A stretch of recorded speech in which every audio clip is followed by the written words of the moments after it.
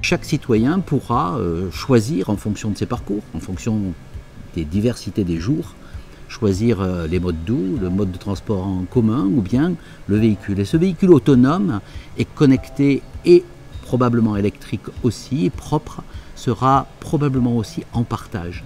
Et donc on peut imaginer que le déplacement de demain, c'est le véhicule autonome. C'est la raison pour laquelle je pense qu'il faut investir dans cette innovation à Sophia Antipolis, mais dans l'ensemble du territoire national. Évidemment, pour nous, c'est un enjeu majeur que de préparer et d'aider ces activités industrielles à travers notre implication. Et on prépare donc à la fois bien sûr les voiries, comme je vous l'ai dit, la signalétique, et nos budgets de communication, évidemment, seront orientés vers l'accompagnement de cette nouvelle technologie. Sur une commune de la métropole, Pibrac, la navette EasyMile est déjà en action. C'est une navette, c'est-à-dire c'est un véhicule autonome, mais un véhicule collectif. On se donne un peu de temps pour voir quelles leçons globales on peut en tirer. Sur le véhicule autonome, évidemment, le rôle des collectivités il sera incontournable et les collectivités ne pourront pas prendre des décisions le concernant indépendamment de tout le système de déplacement avec les autres modes de déplacement plus classiques que l'on connaît déjà. Plus marginal, mais sur lequel il y a aussi beaucoup d'espérance industrielle, c'est les droïdes qui vont faire de la livraison sur le trottoir. Et là, les problématiques sont relativement différentes, notamment en termes de réglementation, ça n'a rien à voir. C'est pas l'intégralité du code de la route qui s'applique, etc., etc. Il faut faire une consultation massive des citoyens avant toute chose, je pense. Bien sûr, moi je pense que tout le monde a son mot à dire, tout simplement. Bien évidemment, le code de la route va devoir évoluer. Et là, comme c'est réglementaire, c'est forcément l'État. Que les politiques concertent le peuple avant de prendre les décisions. Qui? Le gouvernement? Non, pas le gouvernement. Il faut que ce soit fait en concertation avec les conducteurs, forcément, mais que les grandes lignes soient vraiment dirigées, je pense, par les autorités compétentes. En Europe, on est dans une situation particulière qui est l'organisation communautaire.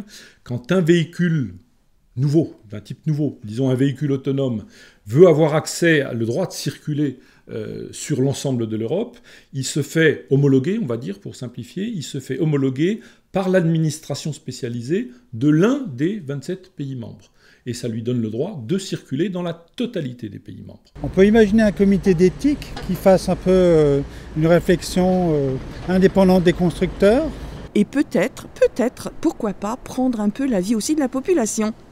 Ça serait pas mal quand même, hein. Je pense que c'est mieux si la décision est prise par un ensemble de personnes, par tous les citoyens, plutôt que par les constructeurs des véhicules ou l'État de façon isolée. Bon, on va pas rentrer dans un débat comme ça, mais voilà, il y a des choses où les gens sont consultés, au final on fait quand même le contraire. Donc, Je pense pas que le peuple ait son mot à dire, parce que le peuple, à part les utiliser, ils participeront en rien à la mise en place de ces voitures-là.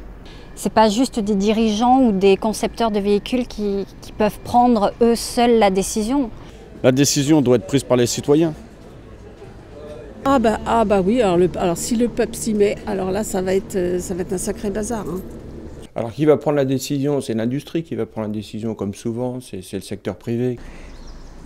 Si c'est les industriels tout seuls, on risque un peu d'être saucissonnés. Alors concernant les industriels, c'est pas leur place. Là, les industriels peut-être. Non, pourquoi pas pas les industriels non plus, je vois pas non plus. Alors qui? Mais je pense que plus que jamais, on doit décider tous ensemble. Sinon, on va à la catastrophe. c'est pas nous qui avons le choix en fait. Si eux, au-dessus de nous, décident que ça se fera et on peut dire ce qu'on veut dans un référendum, c'est pas nous qu'on écoutera. L'avis des citoyens va compter à la fois dans la perception mais aussi dans les évolutions technologiques et donc ce débat citoyen à mon sens est essentiel. Les citoyens ont un rôle central dans cette aventure parce que bien évidemment il faut que la partie technologique ne soit pas la première. Il faut d'abord que l'utilisation, l'usage soit facilité. We need the citizens because they will have important information to share that normally doesn't come out through experts and stakeholders. Et je pense que c'est important d'anticiper plutôt que de se retrouver avec des difficultés sociétales qui risquent forcément de se présenter compte tenu de cette révolution qui est probablement à l'image de ce qu'on a connu avec le chemin de fer ou la voiture individuelle. Et nous devons donc anticiper cette évolution pour faire en sorte que chaque citoyen puisse en bénéficier. Les pouvoirs publics sont là pour effectivement accompagner les changements. Les véhicules sans conducteur, c'est une réalité qui va impacter, qui impacte déjà les citoyens. Ça les concerne à eux, c'est leur vie quotidienne et donc c'est normal qu'à un moment ils soient informés et qu'ils prennent la parole. Autrement dit, la participation citoyenne, elle est utile aujourd'hui pour débattre parce que demain, ça sera l'avis et l'usage des citoyens.